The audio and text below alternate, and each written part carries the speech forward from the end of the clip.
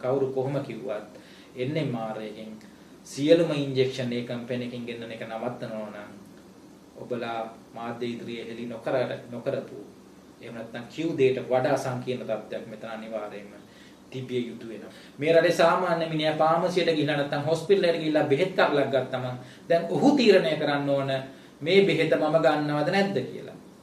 ඇයි දැන් ඔබගේ ඔබතුම්පලේ මාධ්‍ය සාකච්ඡාවෙන් පස්සේ මේකට වග කියන පුද්ගලයෙක් නැහැ. ඔබ සෞඛ්‍ය අමාත්‍යාංශය කියලා අප්‍රාණික දෙයක් විතරක් නම් කරලා තියෙනවා. මේ රටේ ජනතාව දැනගන්න ඕන ඔයගොල්ලෝ කියනවා නම් ප්‍රසම්පාදන ක්‍රියාවලිය හරහා ගෙනාවේ කියලා. ඒක නිර්මාණය කරේ මොන පුද්ගලයෝද? ඒ පුද්ගලයෝ එතෙන්ට තියෙන සුසුකම් මොනවද කියලා දැනගන්න ජනතාවට අයිතියක් තියෙනවා. ඒ පුද්ගලයන්ට මේ ඖෂධ සමාගම් සමග මොනවා හරි ආකාරයක සම්බන්ධයක් නැත්නම් අපි කියනවා competing interest එකක් තියෙනවද කියන එක දැනගන්න අයිතියක් ජනතාවට තියෙනවා. NMR එකේ විධායක අධ්‍යක්ෂවරයා මේක දැනගන්නේ WhatsApp පණිවිඩයකින්. මේ ආයතන මෙන්න මේ වගේ බරපතල කාරණයක් ගැන දැනගන්නේ කොහොමද? WhatsApp පණිවිඩයකින්. ඒතර මෙන්න මේ වගේ ක්‍රමවේදයක්ද ඔබතුමන්ලා ජනතාවට විශ්වාස කරන්න කියලා කියන්නේ.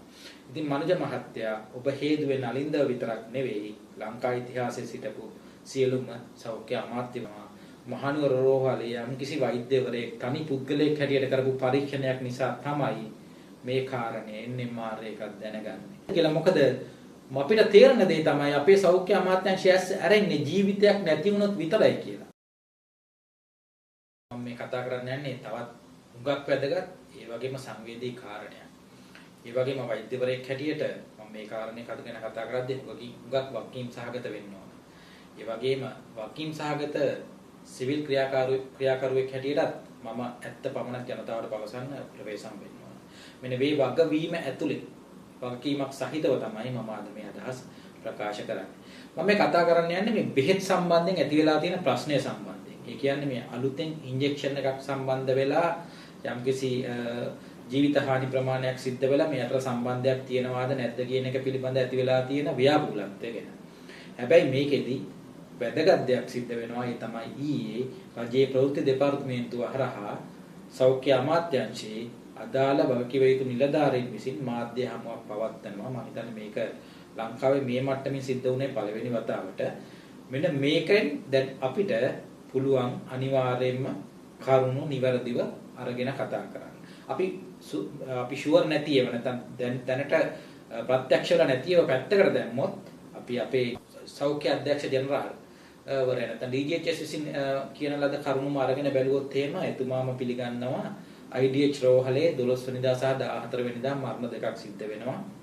මේ මරණ දෙකට මේ අදාළ ඔන්ඩන්සෙට්‍රෝන් කියන ඒ අදාළ ඉන්ජෙක්ෂන් එකේ සම්බන්ධයක් තියෙනවද නැද්ද කියන එක සොයා බලන්න සෞඛ්‍ය අමාත්‍යාංශනොත් NMR එකනොත් දැනට කටයුතු කරගෙන යනවා කියන. ඒ කියන්නේ මේ සැකය තියෙනවා කියන එක ප්‍රත්‍යක්ෂ වෙච්ච කාරණයක්.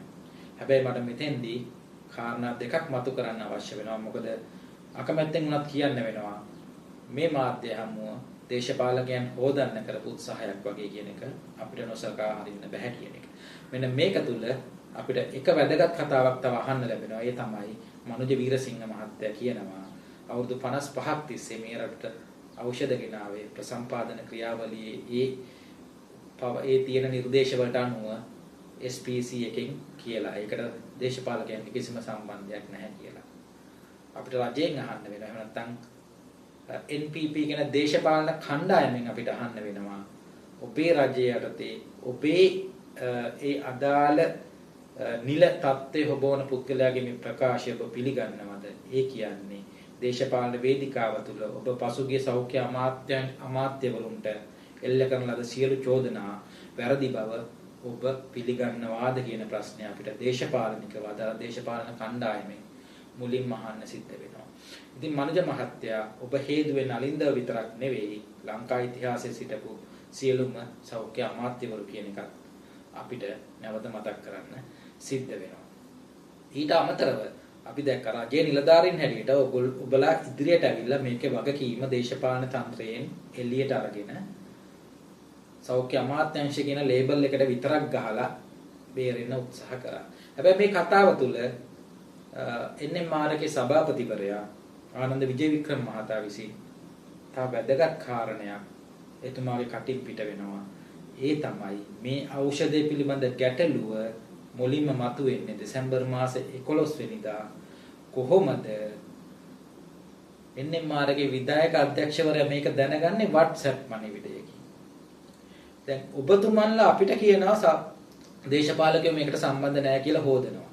හැබැයි මේකට සම්බන්ධ වෙන මේ ආයතන මෙන්න මේ වගේ බරපතල කාරණයක් ගැන දැනගන්නේ කොහොමද? WhatsApp පණිවිඩයකින්. ඒතර මෙන්න මේ වගේ ක්‍රමවේදයක්ද ඔබතුමන්ලා ජනතාවට විශ්වාස කරන්න කියලා කියන්නේ. ලංකාවේ මොකක්ද තියෙන ක්‍රමය? මේ WhatsApp පණිවිඩයක් දැකලා මේ විධායක අධ්‍යක්ෂකවරයා ඒක පස්සේ ගිහිල්ලා ඒක හොයලා මේක කරනවා වගේ ක්‍රමයක්ද ලංකාව තුල? එතකොට මේ ඖෂධවල ආරක්ෂාව පිළිබඳ තියෙනවා කියලා ඔබතුමන්ලා කියන්නේ. සමහර විට දේශපාලකයන් හොදන්න ගිහිල්ලා හරිද කියන්න අමතකුණාද කියන්න අපි දන්නේ නැහැ. ඒ ජනතාව හැටියට අපිට දැන් ප්‍රශ්න කරන්න වෙනවා. ඇත්තටම අපිට විශ්වාස කරන්න පුළුවන් මට්ටමේ වගකීමක් සහිත ක්‍රමවේදයක් තියෙනවද කියලා ඖෂධයක යම් කිසි ගැටලුවක් ප්‍රශ්නයක් මතුවුනාම ඒක NMR එක දක්වා අනිවාර්යයෙන්ම පැමිණෙන්නත් NMR එකේ සම්බන්ධයෙන් ඉතා ඉක්මනින් ප්‍රතික්‍රියා දක්වන්නත්. මොකද මේකට හේතුව තමයි ඔබතුමා මේ මාධ්‍ය හමුවේදී කිව්වට 11 වෙනිදා දැනගත්ත දෙයට 12 වෙනිදා තීරණයක් ගත්තා කියලා අපේ නියෝජ්‍ය සෞඛ්‍ය අමාත්‍යතුමා මාධ්‍යයට ප්‍රකාශ කරලා කියනවා මේ ඖෂධය පිළිබඳ ගැටලු මතුවෙන්න පටන් ගත්තේ නොවැම්බර් මාසේ 25 වෙනිදා කියලා. ඉතින් එහෙනම් නොවැම්බර් 25 වෙනිදා ඉඳන් සුළු ගැටලු මතුවෙච්ච ඖෂධය පිළිබඳ සොයා බැලීමක් දෙසැම්බර් 11 වෙනිදා වෙනකන් ඒකත් කනගාටුවෙන් උනත් කියන්න වෙනවා. මහනුවර රෝහලේ යම් කිසි වෛද්‍යවරයෙක් තනි පුද්ගලයෙක් හැටියට කරපු පරීක්ෂණයක් නිසා තමයි මේ කාරණේ NMR එකක් දැනගන්නේ. ඒතර වකීම් සහගත ආයතනයක් හැටියට ඔබතුමා කියනවා නම් සෞඛ්‍ය අමාත්‍යවරයා නිදහස් කියලා. සරේ නොවැම්බර් 25 වෙනිදා ඉඳන් මතුවෙච්ච ගැටලු සම්බන්ධයෙන් ඔබතුමාලා ගත්ත පියවර මොකක්ද කියන එක ගැන ජනතාවට දැනගන්න අයිතියක් තියෙනවා. ඒ වගේම 11 වෙනිදා මේ දැනගත්ත කාරණෙන් පස්සේ 12 වෙනිදා මේකේ බැච් 4ක් විතරක් නවත්තන්න ගත්ත තීරණය මොකක්ද කියන එකත් ඔබතුමාලාට පැහැදිලි කරන්න සිද්ධ වෙනවා. මොකද මොන පදනමක් උඩද ඒක එහෙම කරේ කියලා. මොකද ඖෂධයක් කියන්නේ බරපතල කාරණයක්. මිනිසුන්ගේ ජීවිතේ මරණය තීරණය වෙන කාරණයක්. ඔවුන්ගේ රෝගය සුව වෙනවද නැද්ද කියන පිළිබඳ කාරණයක්.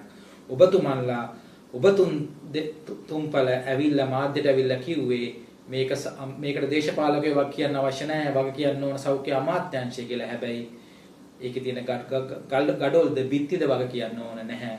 මේ රටේ ජනතාව දැනගන්න ඕන. ඔයගොල්ලෝ කියනවා නම් ප්‍රසම්පාදන ක්‍රියාවලිය හරහා ගෙනාවේ කියලා. ඒක නිර්මාණය කරේ මොන පුද්ගලයෝද? ඒ පුද්ගලයෝ එතෙන්ට තියෙන සුසුකම් මොනවද කියලා දැනගන්න ජනතාවට අයිතියක් තියෙනවා. ඒ පුද්ගලයන්ට මේ ඖෂධ සමාගම් සමග මොන හරි ආකාරයක සම්බන්ධයක් නැත්නම් අපි කියනවා competing interest එකක් තියෙනවද කියන එක දැනගන්න අයිතියක් ජනතාවට තියෙනවා. මොකද ඔබතුමාලා අන්තිමට දේශපාලකයන් නිදහස් කළා වගකීමක් මෙතන පැවරුවේ නැහැ කිසිම කෙනෙකුට. ඒකේ අවසාන ප්‍රතිඵලය තමයි දැන් ජනතාවට සිද්ධ වෙනවා.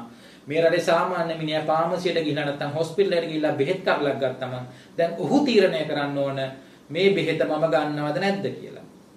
ඇයි දැන් ඔබතුම්පලේ මාධ්‍ය සාකච්ඡාවෙන් පස්සේ මේකට වග කියන පුද්ගලයෙක් නැහැ. ඔබ සෞඛ්‍ය අමාත්‍යාංශය කියලා අප්‍රාණික දෙයක් විතරක් නම් කරලා තියෙනවා. ඉතින් මෙන්න මේක කිසිම ආකාරයක මේ ගැටලුවට විසඳුම නෙවෙයි. මේකේ බරපතලකම අඳුනා ගන්න ඕනේ. මොකද ඔබතුමන්ලා මේක සරල කාරණයක් වගේ. මොකද ඔබතුමන්ලා මේක සරල කරන්න හැදුවා 14,000ක් ගෙනල්ලා තව 85,000 ඉතුරු ඔක්කොම ප්‍රශ්නයක් නැතුව පාවිච්චි කරා කියලා. අපි දන්නේ නැහැ ප්‍රශ්නයක් නැතුව පාවිච්චි කරාද නැද්ද කියලා. මොකද අපිට තේරෙන දේ තමයි අපේ සෞඛ්‍ය අමාත්‍යාංශය ඇරෙන්නේ ජීවිතයක් නැති වුණොත් විතරයි කියලා. මොකද ඖෂධයක ඇති වෙන්න පුළුවන් එකම ගැටලුව ජීවිතයක් නැතිවීම නෙවෙයි. ඊට වඩා සුළු ගැටලු මතුවෙනකොට මේ පිළිබඳව යම් කිසි ආකාරයක ප්‍රතික්‍රියා දක්වන්න මේ පිළිබඳව සොයා බලන ක්‍රමයක් ලංකාව තුල තියෙනවද නැද්ද කියන ගැටලුව මතුවලා තියෙනවා. මොකද ඔබතුමන්ලා මොන ආකාරයෙන් මේක සරල කරන්න හැදුවත් NMR එක මේ වෙනකොට තීරණයක් අරගෙන තියෙනවා. මේ අදාළ කම්පැනියෙන් ගෙන්නන ලද සියලුම ඉන්ජෙක්ෂන් වර්ග 10ම භාවිතයෙන් తాවකාලිකව නවත්තන්න. මේ වගේ තීරණයකට NMR එක එළඹෙන්නේ නැහැ. මේ කාරණේ සරල කාරණයක් නා. ඒක නිසා මේක ජනතාවට සරල කාරණයක් හැටියට පෙන්වන එකත් යම්කිසි ආකාරයක වැරදි දෙයක් නේද කියලා ඔබතුමන්ලාගේ හෘද සාක්ෂියෙන්ම අහන්න සිද්ධ වෙනවා. මොකද මේ මාධ්‍ය සාකච්ඡාවේ ඔබලාට ලැබුණු අරමුණ යම් වෙනස් දෙයක් වෙන්න පුළුවන්. නමුත් වකීම් සහගත රාජ්‍ය නිලධාරීන් හැටියට ඔබලාට ඔබලාගේ වෘත්තියට සහ ජනතාවට යම්කිසි ආකාරයක වගවීමක් තියෙනවා කියන එකත් මතක් කරන්න කැමතියි. හරි ඔබතුමල්ලා මේක දේශපාලකයන්ව හොදලා යවුවානේ. හැබැයි දැන් ජනතාව හැටියට අපිට එහෙනම් ප්‍රශ්න කරන්න වෙන්නේ ඔබලාගේ. එහෙනම් දැන් අපිට දැනගන්න අවශ්‍යයි මේ වගේ ගැටලුවක් ඇති වුණාට පස්සේ ඒවා මේ රටට ආනයනය කරන්න සම්බන්ධ වෙච්ච පුද්ගලයන්ට ඒ ආයතන වලට සහ ඒ සමාගම් වලට එරෙහිව නැත්නම් ඒ සම්බන්ධයෙන් කොයි වගේ තීරණයක් ඔබලා ගන්නවාද නැත්නම් මේක යම්කිසි ආකාරයකට කල් මරලා ආපහු තිබුණ විදිහට මේ සමාගම් වලට ඒ ආකාරයටම ඖෂධ ආනයනය කරන්න ඉඩ සලසලා දෙනවද? මොකද එහෙම වුණොත් ඒ සමාගම් වලට කවදාවත් ආපහු හිතන්න ඕන වෙන්නේ නැහැ මේ වගේ දෙයක් නැවත සිදුවෙන එක වළක්වන්න. ඒක නිසා අනිවාර්යයෙන්ම යම්කිසි ආකාරයක සිදුවීමක් අත්‍යවශ්‍ය වෙනවා. මේ සමාගම් තමන් ඖෂධ ආනයනය කරද්දී හිතන තැන් වලින් ගෙන්නන්න නැති වෙන්නත් ඒ වගේම ගෙන්නන ඖෂධය පිළිබඳ යම්කිසි ආකාරයක වගකීම් සහගත ආකාරයකට කටයුතු කරන්නත් පෙළඹෙන්න යම්කිසි ආකාරයක තීරණයක් ගැනීම අත්‍යවශ්‍ය වෙනවා. මොකද කවුරු කොහොම කිව්වත් එන්නේ මාරයෙන් සියලුම ඉන්ජෙක්ෂන් ඒ කම්පැනි එකකින් ගෙන්නන එක නවත්තනවා නම් ඔබලා මාධ්‍ය ඉදිරියේ හෙළි නොකරපු එහෙම නැත්නම් කිව් දෙයට වඩා සංකීර්ණ තත්ත්වයක් මෙතන අනිවාර්යයෙන්ම තිබිය යුතු වෙනවා. ඒ වගේම මනෝජ වීරසිංහ මහත්තයා කිව්ව විදියට අපේ ප්‍රසම්පාදන ක්‍රියාවලිය අනුව දැන් තියෙන්නේ මොකක්ද? WHO එකෙන් සර්ටිෆයිඩ් වෙච්ච ලැබ් එකකින් ක්ලියර් කරපු ටෙස්ට් එකක් විතරයි. හැබැයි එහෙම ආපු සාම්පල් එකක් අපේ නුවර රෝහලේදී පොසිටිව් වෙනවා. එහෙනම් අපිට ආපහු ඔබතුමන්ලාගෙන් අහන්න සිද්ධ වෙනවා. තව දුරටත් මේ අඩුපාඩු සහිත ප්‍රසම්පාදන ක්‍රියාවලියම ඔයගොල්ලෝ ඉදිරියට කරගෙන යනවද? නැත්නම් මේ සිදුරු වහන්න මේ වගේ වැරදි ආපහු සිදු නොවෙන්න මේ ප්‍රසම්පාදන ක්‍රියාවලිය වෙනස් කරන්න ක්‍රමයක් නැත්නම් තීරණයක් ගන්නවද නැද්ද කියන එක අපිට ඔබලාගෙන් අහන්න වෙනවා. මොකද ඔයගොල්ලෝ ફોකස් එක දේශපාලකයන් එළියට ගත්තට පස්සේ ඒ ફોකස් එක යොමු වෙන්නේ ඔබතුන් පළ වෙතයි. ඒ නිසා මේ ප්‍රශ්න වල උත්තර දීමටත් ඔබලාට වගකීමක් තියෙනවා. මොකද මේ දේවල් නැවත සිද්ධ වෙන්න බෑ. ඒ වගේ මේ වගේ දෙයක් සිද්ධ වුණාට පස්සේ බොරුවට කල් මරලා කිසිම දෙයක් සිද්ධ නොවන විදියට ආපහු මේ දේවල් ඒ විදියටම කරගෙන යන්න බෑ. මොකද ලබන ජනවාරි මාසේ ඔන්ඩන් සෙක්ට්‍රෝන් එක වෙන කම්පැනිකින් ආවට හරියන්නේ නැහැ. මොකද ඒ කම්පැනියත් මේ ක්‍රමයම මේ වගේම අඩුලුහුණුකම් සහිත ක්‍රමයක්ම අනුගමනය කරાવી. මේ කම්පැනියට අපි කිසිම ආකාරයක ලබා දිය යුතු මට්ටමේ ප්‍රතිචාරයක් ලබා නොදුන්නොත් ජනතාවගේ ආරක්ෂාව වෙනුවෙන් සිවිල් ක්‍රියාකාරීන් හැටියට අපිට මේ කාරණා මතු කරන්න සිද්ධ වෙනවා. මේ සම්බන්ධයෙන් අපිට ලැබෙන පිළිතුරු මොනවද කියන එක සම්බන්ධයෙන් අපිට බලාගෙන ඉන්න සිද්ධ වෙනවා. අවසාන වශයෙන් අපි හොඳ දේ අගය කරන්න ඕන නිසා මේ දේත් කියන්න ඕන. ඇත්තටම ලංකාව වගේ මොකුත් කරගන්න බැරි මිනිස්සු දේශපාලනය කරන රටක දේශපාලකයන් මේ වගේ ප්‍රශ්නවලදී ඇවිල්ලා කිසි තීරණයක් නැති මෝඩ කතා කියනවට වඩා එක්තරා ආකාරයකට බගකිවිතු රජයේ නිලධාරීන් ඉදිරිපත් වීම ගැන අපි සතුටු වෙනවා. හැබැයි මේ මාධ්‍ය සංදර්ශනයේ සැබෑ අරමුණ ගැන අපිට යම්කිසි ගැටලුවක් තියෙනවා. හැබැයි අපි මේ ක්‍රමවේදය ප්‍රචලිත කරන්නත් මේ නැවත ඇති වෙන බවට වග බලා ගන්නත් සිවිල් ක්‍රියාකරුවන් හැටියට වකිම් සහගත වෙනවා කියන එකත් ජනතාවට මතක් කරන්න කැමතියි. වගේම ජනතාවත් තේරුම් ගන්න දේශපාලකයන් වගේම වගකීව යුතු රජයේ නිලධාරීනුත් අපේ ඉලක්කයට ගන්න මේ කාලය හරි. මොකද සමහර ප්‍රශ්න විසඳන්න නම් ලංකාව වගේ නුසුදුසු පුද්ගලයන් දේශපාලනය කරන රටකට මේක හොඳ ප්‍රායෝගික විසඳුමක් කියලා අපි විශ්වාස කරනවා. ස්තුතියි.